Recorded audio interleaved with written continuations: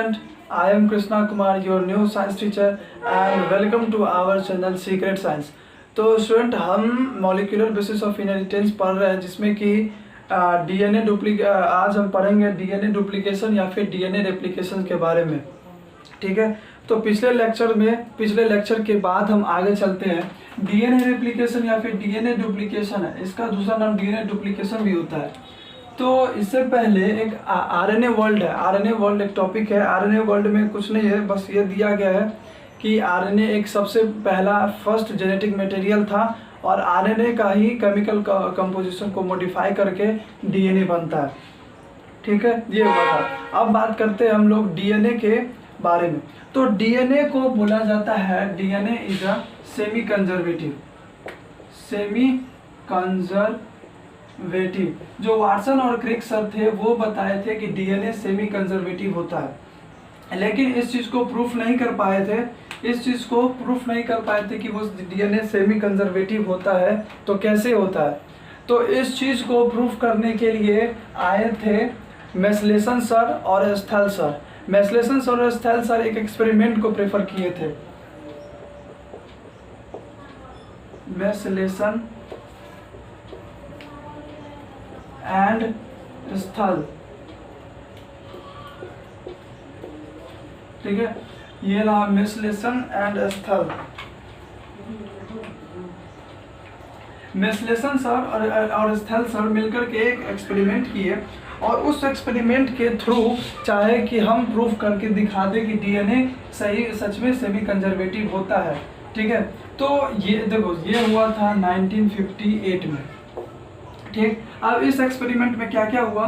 तो इस एक्सपेरिमेंट का एम तो हम जान गए। ऐसे एक्सपेरिमेंट का एम था कि हमको प्रूफ करना है कि डीएनए सेमी कंजर्वेटिव होता है। ठीक है, अब बात करते हैं कि इसमें क्या क्या जरूरत था। तो सबसे पहले ऑर्गेनिज्म, अगर ऑर्गेनिज्म का बात करें तो वो था Escherichia coli. Escherichia coli bacteria को यूज किए थे सर। टेक्निक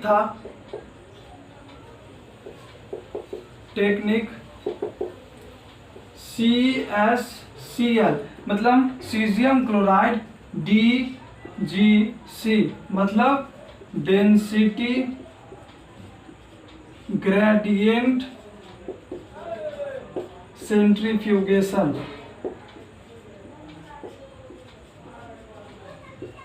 ठीक है, तो क्या हुआ? सबसे पहले मेसलेसन और स्थल सर क्या किए? ऑर्गेनिज्म को लिए, एस्चेरिचिया कोली, और CSCl मतलब सीजियम क्लोराइड सेंट्रीफ्यूगेशन बोल सकते हैं, या फिर इसका फुल फॉर्म होता है, इसका टेक्निक का पूरा नाम होता है CSCl DGC मतलब caesium chloride density gradient centrifugation. ठीक है, इस प्रोसेस को ले लिए। अब क्या किए? उसके बाद आइसोटोप का यूज किए। आइसोटोप, दो तरह का आइसोटोप। कौन सा? एक नाइट्रोजन का हैवी पार्ट, हैवी नाइट्रोजन, इसको हम हैवी नाइट्रोजन के नाम से जानते हैं, और दूसरा लाइट नाइट्रोजन, जिसको N14 में बोलते हैं। तो ये दो आइसोटोप को वो यूज किए। अब क्या किए पहले समझ लेते हैं। अब क्या किए कि मेसलेसन और स्थल सर जो एस्चेरिचिया कोली था उसके डीएनए को एक्सट्रैक्ट कर लिए बॉडी से। ठीक, डीएनए से एक्सट्रैक्ट करने के बाद क्या किए? इस एस्चेरिचिया कोली के डीएनए को एस्चेरिचिया कोली के डीएनए को, ये रहा एस्चेरिचिया कोली का डीएनए, इसको क्या किए? पहले इसको अब क्या किए कि इसको ट्रीट किए हैवी नाइट्रोजन मीडियम में, या फिर हम बोल सकते हैं NH4Cl मीडियम में। वो NH4Cl मीडियम था। NH4Cl में जो हमारा नाइट्रोजन था वो हैवी नाइट्रोजन था, और इस डीएनए को हैवी नाइट्रोजन में रखने के बाद ये डीएनए कन्वर्ट हो गया, सिंथेसाइज हो गया नया डीएनए में, जिसका नाम रखा गया था हैवी डीएनए। ये डीएनए वही है, सेम है, बस ये NH4Cl मीडियम मतलब कि हैवी डीएनए होने के कारण, हैवी नाइट्रोजन प्रेजेंट होने के कारण ये क्या हुआ? हैवी डीएनए में चेंज हो गया। ठीक है, हैवी डीएनए में चेंज होने के बाद क्या हुआ? इस हैवी डीएनए को अब क्या किए कि वो लाइट नाइट्रोजन मतलब NH4Cl में, ये यहाँ पे रहता है NH4Cl, यहाँ पे 14H और ये NH4Cl यहाँ पे 15N। तो जब वो NH4Cl मीडियम मतलब लाइट नाइट्रोजन वाले मीडियम में अब इस हैवी डीएनए को रखे तो क्या हुआ, वो हैवी डीएनए जाकर के दो अलग अलग डीएनए बना लिए। तो चलो दिखाता हूँ कि कौन सा डीएनए बना। तो अब ये हमारे पास क्या आ गया, हैवी डीएनए। अब इस हैवी डीएनए को क्या किए, इस हैवी डीएनए को 20 मिनट के लिए लाइट नाइट्रोजन वाले मीडियम में रखा गया। जब वो लाइट नाइट्रोजन वाले मीडियम में रखा गया तो एक नया डीएनए का सिंथेसिस हुआ। नया डीएनए सिंथेसिस हुआ वो था ये एक, जिसमें कि एक था N14, दूसरा था N15। फिर एक और डीएनए का सिंथेसिस हुआ, डीएनए फ्रेगमेंट्स का सिंथेसिस हुआ, ये भी था N14 और N15। ठीक, तो यहाँ पे क्या हुआ, यहाँ पे 20 मिनट के लिए रखे सर, तो ये बना हमारा ये दो डीएनए का फ्रेगमेंट्स बना। जब इसको 40 मिनट के लिए आगे फर्दर रखे थे सर, तो 4 डीएनए बना था, जिसमें से कि 2 हाइब्रिड था और दो प्योर था। ठीक है, तो ये था। अब यहाँ पे आकर के स्थल सेल और मेसलेशनल सेल का एक्सपेरिमेंट ख़त्म हो जाता है। लेकिन एक्सपेरिमेंट तो ख़त्म हो गया, लेकिन वो सर प्रूफ नहीं कर पाए कि ये डीएनए सेमी कंजर्वेटिव होता है या नहीं, इसको वो प्रूफ नहीं कर पाए। तो अब इसको प्रूफ किए, डीएनए इज सेमी कंजर्वेटिव। ठीक है, इसको प्रूफ किए टेलर सर।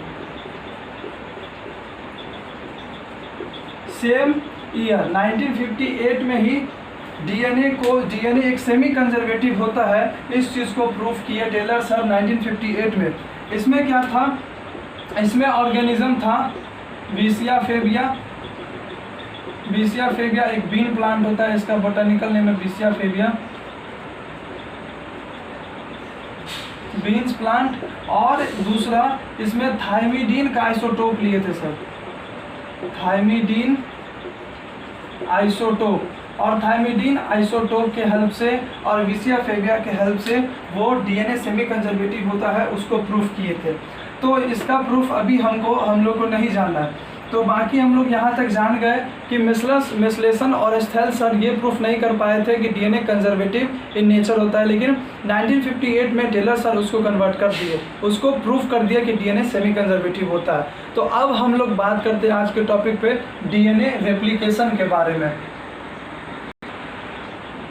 तो अब हम स्टार्ट करते हैं अपना डीएनए रेप्लिकेशन प्रोसेस के बारे में कि डीएनए रेप्लिकेट कैसे करता है। ठीक, डीएनए रेप्लिकेशन का मतलब होता है क्या कि डीएनए अपना कॉपी खुद से बना ले, अपना कॉपी एग्जैक्ट खुद से बना ले, उसी को बोलते हैं डीएनए रेप्लिकेशन। लेकिन वो एक बहुत ही कॉम्प्लिकेटेड प्रोसेस होता है। ठीक, अब जो एग्जैक्ट कॉपी बनता है उसको तो बहुत सारी चीज़ बोलते हैं, लेकिन लिटरेचरली उसको हम exact blueprint copy of the DNA बोलते हैं उस नाम से। ठीक, अब एक डीएनए का दूसरे एक डीएनए का कॉपी करके सेम डीएनए बना लेना, मतलब एक डीएनए का डुप्लीकेट हो जाना, इसीलिए इस प्रोसेस को डीएनए डुप्लीकेशन भी बोलते हैं। ठीक, तो टेलर सर तो इसको प्रूफ करते थे कि डीएनए एक सेमी कंजर्वेटिव होता है, डीएनए सेमी कंजर्वेटिव होता है। और ये जो प्रोसेस है डीएनए रेप्लिकेशन, ये हाईली एनर्जी रिक्वायरमेंट प्रोसेस होता है, एनर्जी रिक्वायरमेंट प्रोसेस, ये एक एनर्जी रिक्वायरमेंट प्रोसेस होता है। तो जैसे हर चीज़ में अगर हम बात करें, जहाँ पे भी एनर्जी का बात होता है तो बहुत सारे एनर्जी हमारा यूनिट होता है बायो में, एटीपी होता है, जीटीपी होता है, सीसीपी होता है, सीटीपी होता है, बहुत सारे चीज़ होते हैं। तो यहाँ पे कौन सा एटीपी होता है या फिर कौन सा एनर्जी का यूनिट यूज़ होता है, तो यहाँ पर जो एनर्जी का यूनिट होता है एनर्जी यूनिट वो होता है DNT। DNT का मतलब क्या होता है, इसका मतलब होता है डीऑक्सी न्यूक्लियोटाइड ट्राई फॉस्फेट, ये यहाँ पे एनर्जी होता है DNT, डीऑक्सी न्यूक्लियोटाइड ट्राइफॉस्फेट, या एनर्जी यूनिट होता है। अब इसी को यूनिट क्यों लिया गया, जबकि हम लोग जानते हैं कि ATP जो है वो बहुत ही अच्छा एनर्जी देने वाला है, एनर्जी यूनिट होता है। फिर इसको क्यों लिया गया, इसको इसीलिए लिया गया क्योंकि DNA रेप्लिकेशन के समय जब एनर्जी चाहिए तब तो ये देता ही है, और द मोस्ट इम्पॉर्टेंट थिंग कि ये ऐसा एनर्जी यूनिट है DNT, डीऑक्सी न्यूक्लियोटाइड ट्राइफॉस्फेट, जो कि DNA रेप्लिकेशन के समय में जब न्यूक्लियोटाइड का जरूरी होता है तब ये DNT न्यूक्लियोटाइड को ला करके देता है। ठीक है, ये हो गया बात। अब हम बात करते हैं, ठीक है, अब हम बात करते हैं DNA का मेन पॉइंट पे आते हैं कि DNA रेप्लिकेशंस में मैकेनिज्म क्या होते हैं, और सबसे इम्पोर्टेंट चीज़ कि उसमें इंजाइम कौन कौन से लगते हैं, इंजाइम कौन कौन सा इन्वॉल्व होता है। तो टोटल DNA रेप्लिकेशन में 7 इंजाइम होता है, टोटल 7 इंजाइम होता है। हम इंजाइम का नाम लिख देते हैं, नाम लिखने के बाद वो सारा अपने आप हो जाएगा। पहला होता है इंजाइम हमारा DNA हेलिकेज, पहला इंजाइम होता है DNA हेलिकेज। इसका दूसरा नाम अनवाइंडेज भी होता है या फिर अनवाइंडिंग भी होता है, अनवाइंडिंग एंजाइम। उसके बाद दूसरा हमारा आता है एंजाइम जिसका नाम है DNA टोपो आइसोमेरेज, इसको DNA गाइडेज के नाम से भी जानते हैं। ठीक, तीसरा आता है हमारा SSBP, इसका फुल फॉर्म क्या होता है, single stranded binding protein, single stranded binding protein. उसके बाद चौथा होता है हमारा RNA प्राइमेज या फिर RNA प्राइमर्स भी बोल सकते हैं। पांचवा होता है DNA पॉलीमेरेज, थर्ड, और छठा होता है DNA पॉलीमेरेज फर्स्ट, और लास्ट 7 होता है हमारा DNA लाइगेज। तो ये हमारा 7, ये पहला होता है DNA हेलिकेज, दूसरा DNA टोपोआइसोमेरेज, तीसरा SSBP single stranded binding protein, चौथा होता है RNA प्राइमेज, पांचवा होता है DNA पॉलीमरेज थर्ड, 6 होता है DNA पॉलीमरेज फर्स्ट, और जो लास्ट का 7 जो होता है वो DNA लाइगेज होता है। तो अब यहाँ से हम समझते हैं कि DNA रेप्लिकेशन कैसे होता है और इस एंजाइम्स का काम क्या होता है। ठीक है, तो पहला एंजाइम हमारा क्या था, पहला एंजाइम था हमारा DNA हेलिकेज।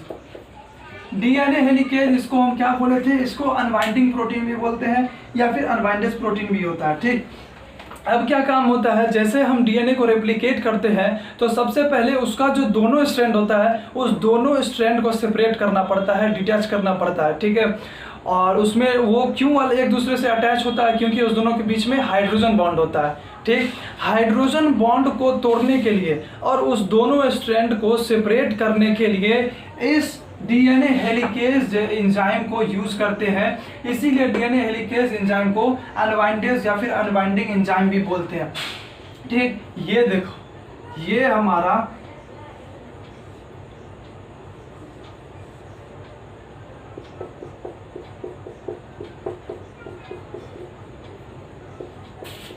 हमारे पास ये एक DNA का सेगमेंट्स है। अब क्या होगा कि जैसे यहाँ पे क्या करेगा, DNA हेलिकेज आएगा, DNA हेलिकेज आएगा। ठीक, DNA हेलिकेज आएगा, DNA हेलिकेज को एक्ट करेगा इस एंजाइम यहाँ पे, और इस दोनों को यहाँ पे जो हाइड्रोजन बॉन्ड था इस दोनों को तोड़ देगा, इस बॉन्ड को ये तोड़ देगा। हाइड्रोजन बॉन्ड टूटने के कारण क्या होगा, ये पहला स्ट्रैंड और दूसरा स्ट्रैंड दोनों एक दूसरे से सेपरेट हो जाएगा, अनवाइंड हो जाएगा या फिर अनवाइंडेज हो जाएगा। ठीक है, तो DNA हेलिकेज का सिंपल सा फंक्शन होता है टू डीएनए हेलिकेज का फंक्शन होता है to separate both strands through breaking of hydrogen bond. तो ये क्या करेगा, हाइड्रोजन बॉन्ड्स को तोड़ देगा। हाइड्रोजन बॉन्ड टूटने के कारण क्या होगा, ये दोनों डीएनए हेलिकेज, दोनों डबल स्ट्रैंड क्या होगा, अलग अलग हो जाएगा।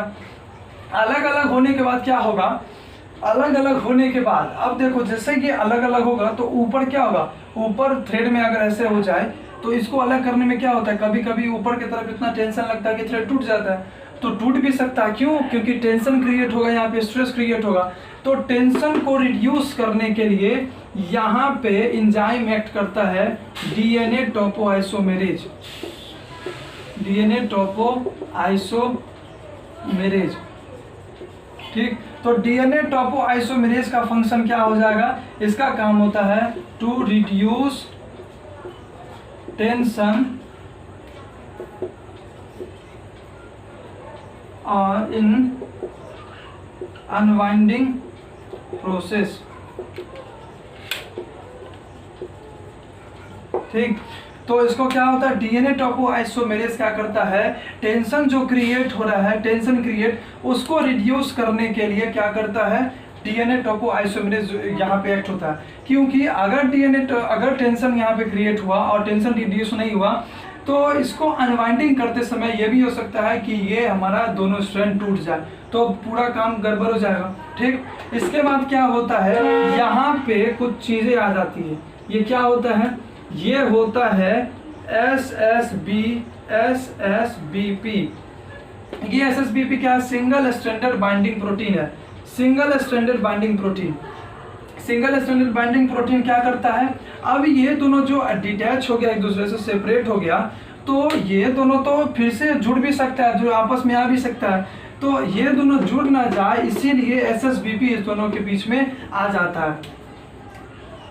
तो SSBP का काम क्या हो जाएगा, इसको प्रिवेंट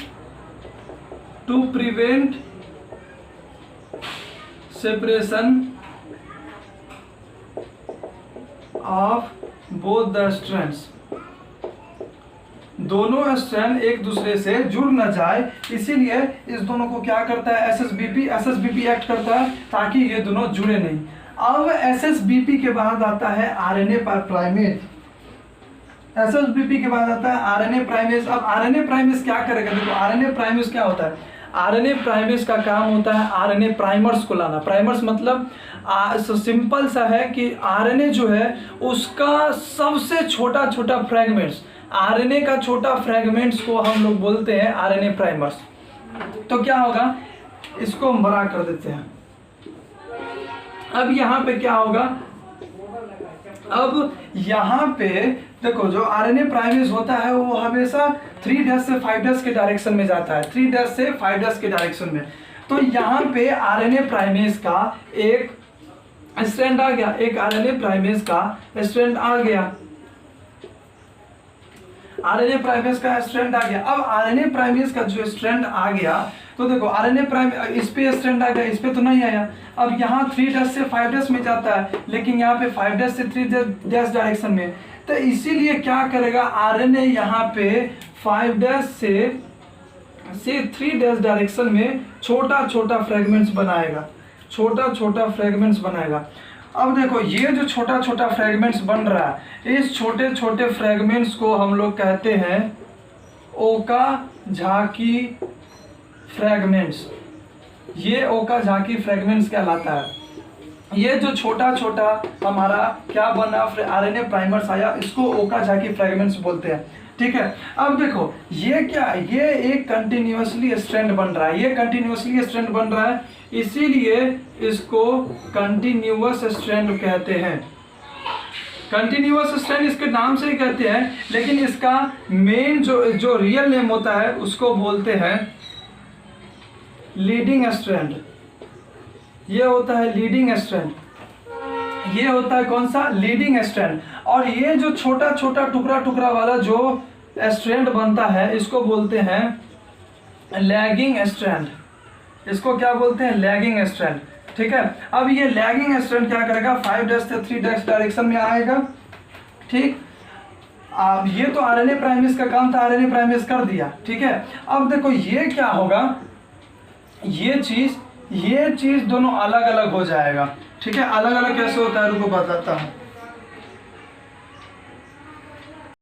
ठीक है, तो क्या हुआ, अब ये ओ का जाके फ्रेगमेंट्स बन गया, मतलब लैगिंग स्ट्रैंड बन गया, और ये लीडिंग स्ट्रैंड बन गया। अब काम आता है डीएनए पॉलीमरेज थर्ड और डीएनए पॉलीमरेज फर्स्ट का। डीएनए पॉलीमरेज फर्स्ट और डीएनए पॉलीमरेज थर्ड क्या करेगा, इस दोनों को तो जोड़ देगा। ये जो स्ट्रैंड आया, इस दोनों स्ट्रैंड को, यहाँ पूरे स्ट्रैंड को एक स्ट्रैंड बना देगा। ये एक स्ट्रैंड, इस चारों पांचों जितने भी स्ट्रैंड यहाँ पे होंगे, ओका जाके फ्रेगमेंट्स होंगे, सबको एक स्ट्रैंड बना देगा ये। अब इसको बनाने के बाद, इसको कब बनाएगा, देखो यहाँ पे ये हमारा 5' से 3' डायरेक्शन में है, और ये 3' से 5' के डायरेक्शन में। तो यहाँ पे तो हमारा एक फ्रेगमेंट्स बन गया।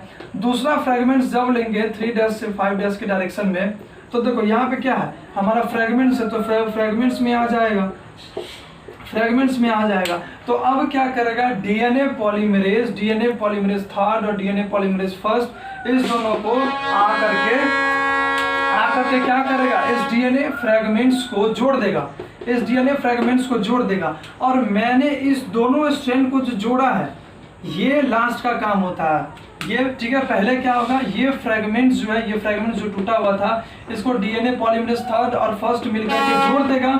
और लास्ट प्रोसेस में क्या होगा, ये एक स्ट्रैंड बन गया था, ये, और ये वाला ये स्ट्रैंड बन गया था। तो ये स्ट्रैंड यहाँ पे ये रहा, और ये स्ट्रैंड, ये तो अलग अलग है।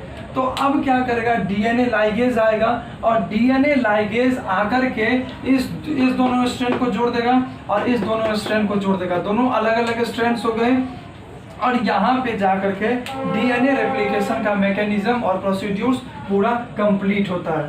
ठीक, और सबसे पहला बात, एक बार डीएनए रेप्लिकेशन में हमको याद रखना होता है कि डीएनए में रेप्लिकेशन, अगर हम प्रोकैरियोट्स का बात करें तो प्रोकैरियोट्स क्या होता है, प्रोकैरियोट्स में एक ओराई साइट होता है, रेप्लिकेशन हमेशा ओराई साइट से बिगिन होता है। तो ओराई साइट का मतलब क्या होता है, ओराई साइट का मतलब होता है वो जगह, वो साइट जहां से रेप्लिकेशन स्टार्ट हो।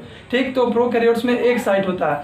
अब यूकैरियोट्स जो होता है, उसके अंदर मल्टीपल ऑफ ओराई साइट्स होता है। ठीक है, उसके अंदर मल्टीपल ऑफ ओराई साइट्स होते हैं, मतलब वो जहाँ पे ओराई साइट होगा वहीं पे रेप्लिकेशन बिगिन होगा। यह याद रखना है कि रेप्लिकेशन डीएनए फ्रेगमेंट्स में, जैसे कि अगर ये हमारा एक डीएनए फ्रेगमेंट्स है, ठीक है, ये हमारा एक अगर डीएनए फ्रेगमेंट्स है, तो इसमें हमारा फ्रेगमेंट्स में रेप्लिकेशन कहाँ से स्टार्ट होगा, तो वो ओराई साइट डिपेंड करता है। अगर सपोज दैट कि ओराई साइट, अगर ओराई साइट यहाँ पे है, अगर ओराई साइट यहाँ पे है, ओराई साइट, तो रेप्लिकेशन कुछ भी कर लो यहीं से बिगिन होगा। अगर हम यहाँ से चाहें तो वो नहीं हो सकता है। ओराई साइट का मतलब क्या होता है, जहाँ से रेप्लिकेशन स्टार्ट हो सके। तो जो प्रोकैरियोट्स होते हैं उसमें एक ओराई साइट होता है, और जो यूकैरियोट, ठीक है। तो फ्रेंड्स, तो आज के लेक्चर में हमारा क्या था, डीएनए रेप्लिकेशन के बारे में था। तो हम लोगों ने पूरा डीएनए रेप्लिकेशन कर लिया। आज का पूरा लेक्चर हम लोगों ने डीएनए रेप्लिकेशन कर लिया। ये लेक्चर 4 था मॉलिक्यूलर बेसिस का। तो चैनल को सब्सक्राइब कर दो, और इससे पहले भी 3 लेक्चर्स है वो देखना बहुत ही जरूरी है, तभी ये समझ में आएगा। पूरे कोडोन्स के बारे में पता रखा। तो मैं डिस्क्रिप्शन बॉक्स में चैनल का अपने जो भी लेक्चर है, लेक्चर 1 से लेकर 3 तक, उसका लिंक दे दूंगा, और आप लोग उस वीडियो को जरूर देख लेना, लाइक कर देना, सब्सक्राइब कर देना, और अपने फ्रेंड्स को भी भेजना, ताकि ये जो कोरोना पैंडेमिक पीरियड चल रहा है, जो भी अच्छे क्लासेस नहीं अटेंड कर पा रहे हैं वो ये क्लासेस को अटेंड कर पाए। ठीक है, थैंक यू।